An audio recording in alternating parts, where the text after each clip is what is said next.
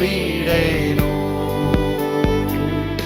ಆ ಮಾತು ಹೇಳಿದನಲ್ಲ, ತಾ ಹೇಳಿದನಲ್ಲವೇ.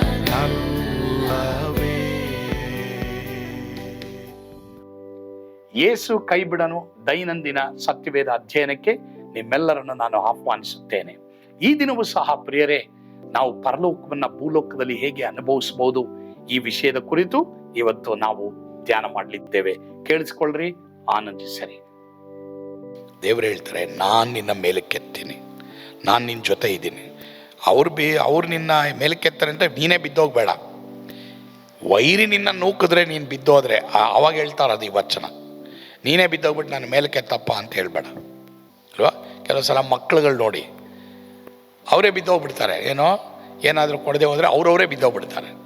ಬಿದ್ದೋಗ್ಬಿಟ್ಟು ನನ್ನ ಎತ್ತಮ್ಮ ಅಂತಾರೆ. ಇಲ್ಲ, 15-20 ನಿಮಿಷ ಆದರೂ ಅಮ್ಮ ಅಪ್ಪ ಬಂದೇ ಎತ್ತಲ್ಲ. ಎಲ್ಲೋ ಕರ್ಕೊಂಡೋಗ್ಬೇಕಾದ್ರೆ ಅವರು ಎಡವಿ ಬಿದ್ದುಬಿಟ್ರೆ ಅಂದರೆ ಅಮ್ಮ ಅಪ್ಪ ಅಲ್ಲಿದ್ದಾರೆ ಎತ್ತಕ್ಕೆ, ಯಾರಾದರೂ ಇದರಲ್ಲಿ ಎತ್ತಕ್ಕೆ. ಅದೇ ಥರ ಪ್ರಿಯ ದೇವರ ಮಕ್ಕಳೇ, ವೈರಿ ನಮ್ಮನ್ನು ನೂಕ್ಬಿಟ್ರೆ, ವೈರಿ ನಮ್ಮನ್ನು ಬೀಳಿಸ್ಬಿಟ್ರೆ ನಮ್ಮನ್ನು ಎತ್ತಕ್ಕೆ ದೇವರು ಯಾವಾಗಲೂ ಇದ್ದಾರೆ. ಹಲ್ಲೆಲೂಯಾ. ಕೆಲವರು ಕೇಳುವಂಥ ಮೂರನೇ ಪ್ರಶ್ನೆ, ಒಂದನೇ ಪ್ರಶ್ನೆ, ನನ್ನ ದೇವ್ರ ಕೈ ಬಿಟ್ಬಿಟ್ರ. 2, ನಾನು ಬಿದ್ದೋಗ್ಬಿಟ್ನಾ. ಮೂರನೇದಾಗಿ ದೇವ್ರನ್ನ ಮರ್ತು ಬಿಡೋದು. ದೇವ್ರನ್ನ ಮರ್ತು ಬಿಟ್ಟಿದ್ದಾರಾ, ನಾವು ಮರೆಯೋದು, ಮತ್ತು ದೇವರು ನಮ್ಮನ್ನು ಮರ್ತು ಬಿಟ್ಟಿದ್ದಾರಾ ಎಂಬುದಾಗಿ ಅನೇಕ ವೇಳೆ ನಾವು ಅಂದ್ಕೊಳ್ತೀವಿ. ದೇವರು ನಮ್ಮನ್ನು ಮರ್ತಿಲ್ಲ, ನಮಗೆ ಎಷ್ಟೋ ಸಾರಿ ಕರುಣೆ ತೋರಿಸಿದ್ದಾರೆ. ಹೋದ ವರ್ಷಗಳಲ್ಲಿ ಯೋಚನೆ ಮಾಡಿ ನೋಡಿ ಪ್ರಿಯರೇ, ನಮ್ಮೆಲ್ರಿಗೂ ಕರುಣೆ ತೋರಿಸಿದ್ದಾರೆ ಅಲ್ವಾ. ಅವರ ಪ್ರೀತಿ ಕರುಣೆಯಿಂದಲೇ ಇವತ್ತು ನಾವೆಲ್ಲರೂ ಇಲ್ಲಿದ್ದೀವಿ. ನೀನು ಬಿದ್ದೋಗಿಲ್ಲ, ಅದಕ್ಕೆ ನೀನು ಇಲ್ಲಿದ್ದೀಯಾ. ನೀನು ನಿಂತಿದೆಯಾ, ಅದಕ್ಕೆ ಇಲ್ಲಿ ಇದೆಯಾ. ದೇವರ ಕರುಣೆ ನಿನ್ನ ಮೇಲೆ, ನನ್ನ ಮೇಲೆ ಇದೆ. ಇನ್ನೂ ನಿನ್ನ ಮೂಲಕ ದೇವರ ಅನೇಕ ಕಾರ್ಯಗಳು ಮಾಡಬೇಕೆಂಬುದಾಗಿ ಯೋಚನೆ ಮಾಡ್ತಾ ಇದ್ದಾರೆ. ಸೊ ಹೀಗಾಗಿ ಪ್ರಿಯರೇ, ದೇವರು ನಮ್ಮನ್ನು ಕೈ ಬಿಟ್ಟಿಲ್ಲ, ನಮ್ಮನ್ನು ಮರ್ತಿಲ್ಲ. ಅದಕ್ಕೊಂದು ವಾಕ್ಯ ನಾವು ನೋಡೋಣ. ಕೀರ್ತನೆ 107, 10ನೇ ವಚನ ಓದ್ರಿ.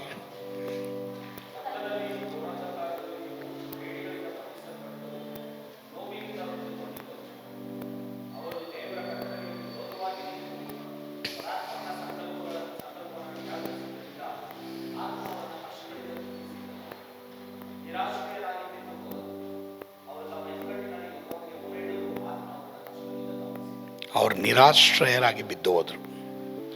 ಯಾಕೆ ನಿರಾಶ್ರಯರಾಗಿ ಅನೇಕರು ಬಿದ್ದೋಗ್ತೀವಿ ನಾವು? ಅದಕ್ಕೆ ಕಾರಣ ಏನು ಅಂತ ನಾವು ನೋಡುವಾಗ ಕೆಲವು ವಚನಗಳನ್ನ ನಾವು ನೋಡ್ಕೊಂಡು ಬರೋಣ. ಎಲ್ಲ ನಿಮ್ಮ ಬೈಬಲ್ ತೆಗಿರಿ. ಯಾಕೆ ಅನೇಕ ವೇಳೆ ನಾವು ನಿರಾಶ್ರಯರಾಗಿ ಡಿಪ್ರೆಷನಲ್ಲಿ ಬಿದ್ದೋಗ್ತೀವಿ? ಕೀರ್ತನೆ 107 1ನೇ ವಚನದಿಂದ ಒಬ್ಬೊಬ್ಬರು ಒಂದು ವಚನ ಓದ್ಕೊಂಬನ್ರಿ. ಯಾಕೆ ಕೆಲವು ವೇಳೆ ನಾವು ನಿರಾಶ್ರಯರಾಗಿ ಬಿದ್ದೋಗ್ತೀವಿ? 1ನೇ ವಚನ 2ನೇ ವಚನ ಹಾಗೆ ಓದ್ಕೊಂಬ. 1ನೇದಾಗಿ ನಾವು ದೇವರ ಕೃಪೆಗಾಗಿ ಕೃತಜ್ಞತಾ ಸ್ತುತಿ ಮಾಡಲ್ಲ, ಅದಕ್ಕೆ ನಿರಾಶ್ರಯರಾಗಿ ಬಿದ್ದೋಗ್ತೀವಿ. ಇವತ್ತು ನಾನು ಇರೋದು ದೇವ್ರ ಕೃಪೆನೇ. ನಿನಗೆ ನನಗೆ ಅವ್ರ ಹತ್ರ ಇರೋದು ಐತೋ ಇಲ್ವೋ ಗೊತ್ತಿಲ್ಲ, ಬಟ್ ಕೃಪೆ ಇದೆ. ದೇವ್ರೇನು ಹೇಳಿದ್ರು ಪೌಲನಿಗೆ? ನನ್ನ ಕೃಪೆ ನಿನಗೆ ಸಾಕು ಅಂದರು. ದೇವ್ರ ಕೃಪೆ ನಿನ್ನ ಮೇಲೆ ಇದಮ್ಮ, ದೇವ್ರ ಕೃಪೆ ನಿಮಗಿದೆ. ಅದರಿಂದ ನೀನೇನು ಮಾಡಬೇಕು? ದೇವರಿಗೆ ಸ್ತೋತ್ರ ಮಾಡಬೇಕು. ನಾವು ಯಾಕೆ ನಿರಾಶ್ರಯರಾಗಿ ಬಿದ್ದೋಗ್ತೀವಿ? ದೇವ್ರ ಕೃಪೆಯನ್ನು ಮರೆತು ಹೋಗ್ತೀವಿ. ಇನ್ನೊಬ್ಬರು ಹೋದ್ರಿ 2ನೇ ವಚನ, 3ನೇ ವಚನ.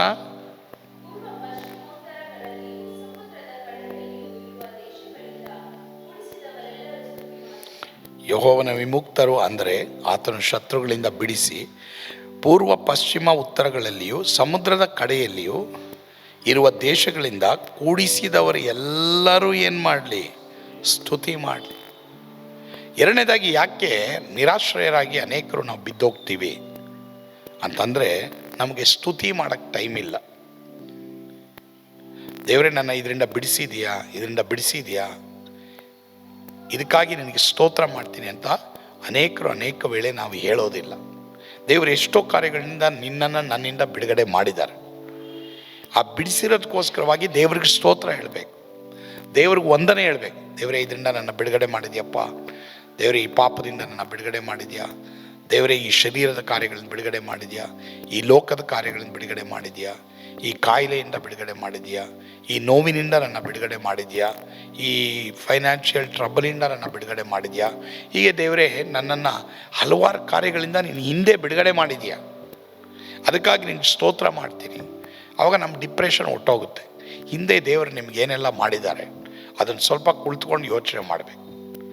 ಯಾವತ್ತಾದರೂ ಜಸ್ಟ್ ಕುಳಿತುಕೊಂಡು ಯೋಚನೆ ಮಾಡಬೇಕು. ಕೆಲವರೆಲ್ಲ ಏನು ಮಾಡ್ತಾರೆ, ಮಾಲ್ದೀವ್ಸ್ಗೆ ಹೋಗ್ತಾರಲ್ಲ, ಮಾಲ್ದೀವ್ಸ್ ದ್ವೀಪ, ಅಲ್ಲಿ ಹೋಗ್ಬಿಟ್ಟು ಸಮುದ್ರದ ಹತ್ರ ಕುತ್ಕೊಂಡು ಅದು ಏನು ಮಾಡ್ತಾ ಇರ್ತಾರೋ ಗೊತ್ತಿಲ್ಲ, ಏನೋ ನೋಡ್ತಾ ಇರ್ತಾರೆ.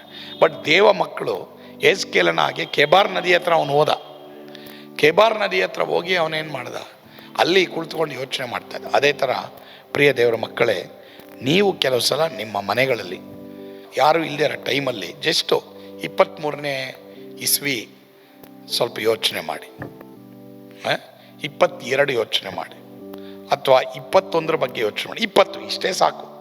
ಅಲ್ಲಿಂದ ತಗೊಳ್ಳಿ. 20 ಮಾರ್ಚ್ ಏಪ್ರಿಲಿಂದ, ಅಥವಾ ಏಪ್ರಿಲ್ 20ಕ್ಕೆ ನಾವು ಕೊರೋನಾದು ಫಸ್ಟ್ ಅಟ್ಯಾಕ್ ಆದಾಗ ಶನಿವಾರನೇ ಆರಾಧನೆ ಮಾಡಿಬಿಟ್ಟು ಎಲ್ಲರೂ ಹೊಟ್ಟೋಗ್ಬಿಟ್ಟಿದ್ದು.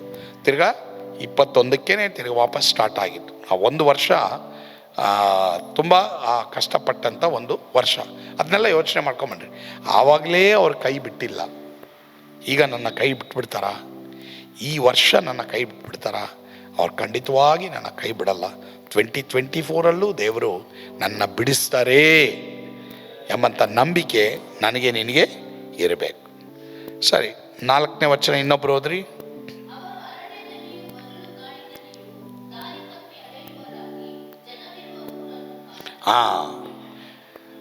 ಇವ್ರಿಗೆ ದಾರಿ ಗೊತ್ತಿರಲಿಲ್ಲ. ಅರಣ್ಯದಲ್ಲಿ ಮರಳು ಕಾಡಿನಲ್ಲಿ ಇವರು ಅಲಿತಾ ಇದ್ರು.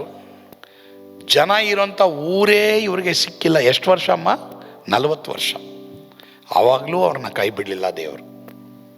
ಕೈ ಬಿಟ್ಬಿಡ್ತಾರ?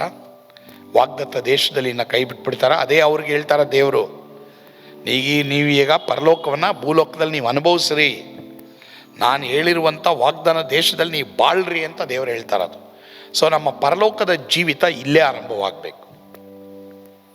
ಪರಲೋಕಕ್ಕೆ ಹೋದ ಮೇಲೆ ಅಲ್ಲ, ನಾವು ಪರಲೋಕದ ಜೀವಿತ ನಮಗೆ ಇಲ್ಲೇ ಆರಂಭವಾಗಬೇಕು. ಪರಲೋಕದಲ್ಲಿ ಏನಿದೆ? ಸಂತೋಷ ಇದೆ. ಪವಿತ್ರಾತ್ಮನ ಫಲವೇನೆಂದರೆ ಪ್ರೀತಿ, ನೆಕ್ಸ್ಟ್ ಸಂತೋಷ. ದೇವ್ರನ್ನ ಪ್ರೀತಿ ಮಾಡ್ತಾ ಇದ್ರೆ ಆಟೋಮೆಟಿಕ್ ಆಗಿ ಸಂತೋಷ ಇರ್ತದೆ. ಹೌದು, ಹೊರಗಡೆ ಮುಳ್ಳುಗಳಿದೆ, ಕಷ್ಟಗಳಿದೆ, ಹೊರಗಡೆ ನಮಗೆ ಹಲವಾರು ಸವಾಲುಗಳಿದೆ. ಬಟ್ ಸ್ಟಿಲ್ ಪರಲೋಕ ಅಂದ್ರೇನು? ಅಲ್ಲಿ ಸಂತೋಷ ಇದೆ, ಯಾವ ಚಿಂತೆ ಇಲ್ಲ. ಹಾಗಾದರೆ ಇವರಿಗೆ ಮರಳು ಕಾಡಿತ್ತು, ಅರಣ್ಯ ಇತ್ತು, ದಾರಿ ತಪ್ಪಿ ಅಲಿತಾ ಇದ್ರು. ಜನ ಇರುವಂಥ ಊರನ್ನು ಇವರು ಕಾಣದೆ ಹೋದರು.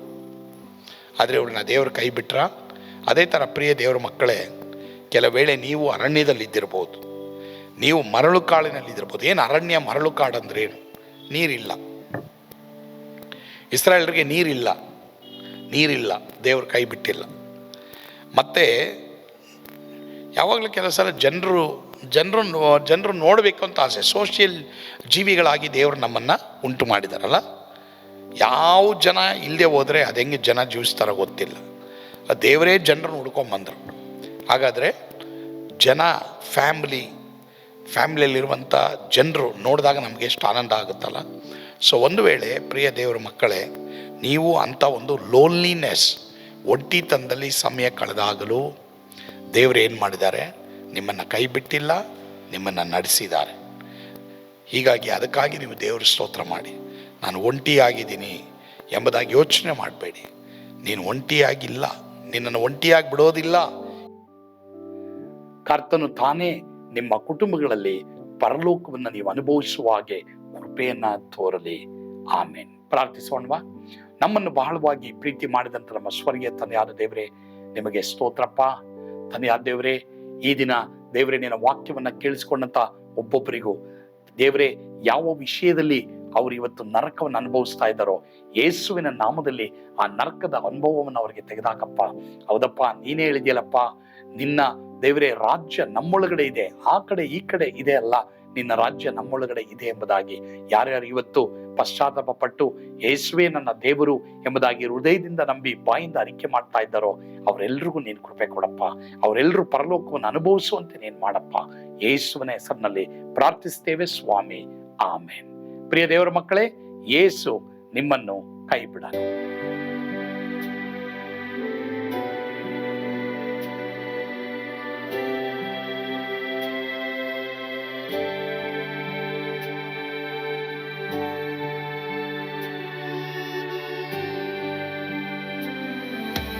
ನಾನು ಆತ್ರದಲ್ಲಿ ಇರುವಾಗಲೂ ನೀನು ಭಯಪಟ್ಟು ಓಡಬಾರದು. ನನ್ನ ಮಾತನಂಬಿ ಸ್ಥಿರವಾಗಿರು.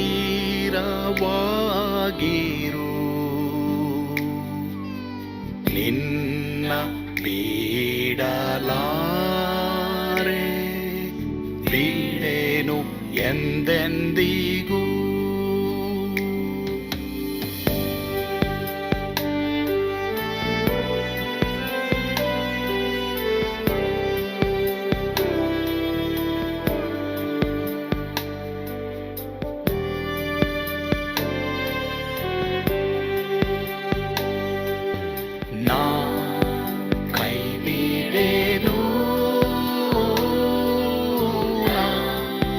ಕೈ ಬಿಡೆನು, ಆ ಮಾತು ಹೇಳಿದನಲ್ಲ,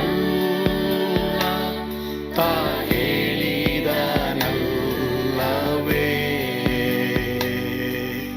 ನಾ ಕೈ ಬಿಡೆನು,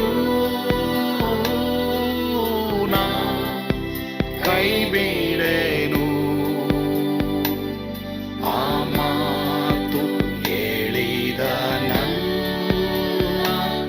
ತಾ ಹೇಳಿದನಲ್ಲವೇ.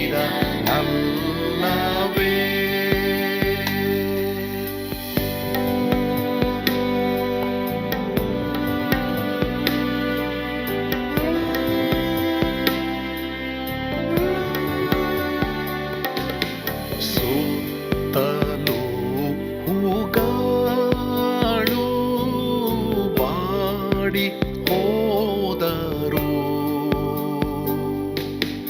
ಮೇಲೆ ಸ್ವರ್ಗದೋಳು ಬಾದಲಾಗದು.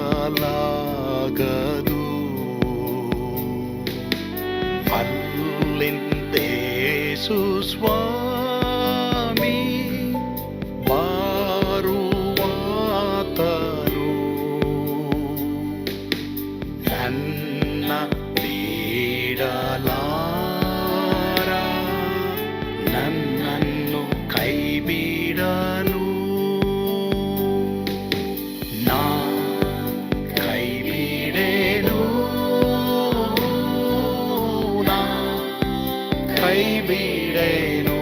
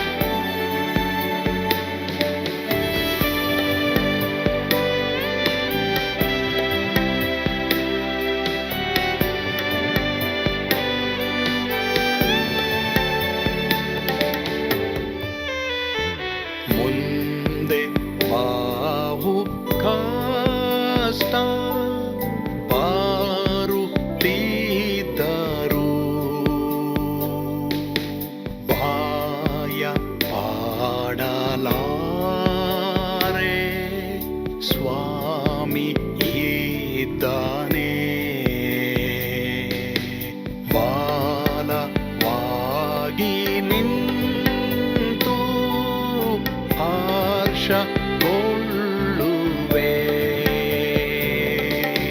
ಸ್ವಾಮಿ ಬಿಡಲಾರ, ಸ್ವಾಮಿ ನನ್ನ ಕೈ ಬಿಡ